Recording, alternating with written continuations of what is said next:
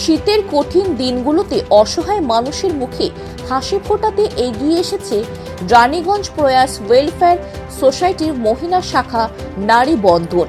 বিগত 8 দিন ধরে সংগঠনটি ভালোবাসা ও মমতা দিয়ে অসহায় মানুষের মাঝে কম্বল, সোয়েটার, শাল এবং উষ্ণ ক্যাপ বিতরণ করা হয়েছে। রবিবার রানীগঞ্জে স্কুল মোড়ে প্রায় 150 জন অভাবী মানুষের হাতে কম্বল তুলে দিয়ে তাদের শীত থেকে মুক্তি দেওয়ার চেষ্টা করেছে এই সংগঠন।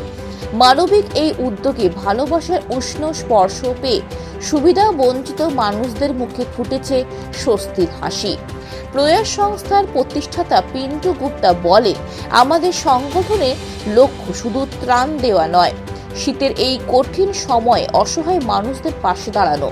প্রতি বছর আমরা ভালোবাসা নিয়ে তাদের জন্য কম্বল ও গরম কাপড় বিতরণ করি। এই বছর আমাদের লক্ষ্য 500-র বেশি কম্বল বিতরণ করা, যার মধ্যে ইতিমধ্যে 350-টির বেশি কম্বল আমরা পৌঁছে দিয়েছি।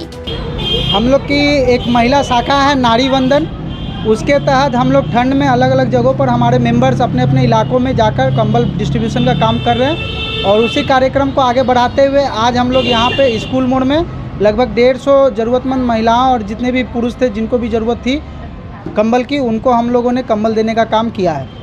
आज हम लोग 150 कंबल यहाँ लेके आए थे बांटने के लिए, जो लगभग ख़त्म हो चुका है। लगभग 150 लोगों को हमने दे दिया है। ये हम लोग से जितना बन सकता है, हमारे मेंबर्स लोग ही अपना सब एफर्ट डालते हैं। उनको लगता है कि कुछ करना है, जब देखते हैं कि कुछ ज़रूरत है तो आपस में हम लोग मीटिंग करते हैं, बुलाते हैं और उसके बाद हम लोग से जितना हो सकता है क्षमता अनुसार हम लोग वो काम करने का काम करते हैं। আজকের কম্বল বিতরণ অনুষ্ঠানে উপস্থিত ছিলেন ভারত বিকাশ পরিষদের সভাপতি প্রদীপ বাজরিয়া, বিশিষ্ট সমাজসেবক ললিত ঝুনঝুনওয়ালা, শতাব্দী নন্দী, ওম ভুভালকা, অরুণ ভারতীয়তা এবং প্রয়াস সংস্থার সকল সদস্য। প্রয়াস সংস্থা ভবিষ্যতে এই ধরনের মানবিক কাজ চালিয়ে যাবে বলে আশাবাদী।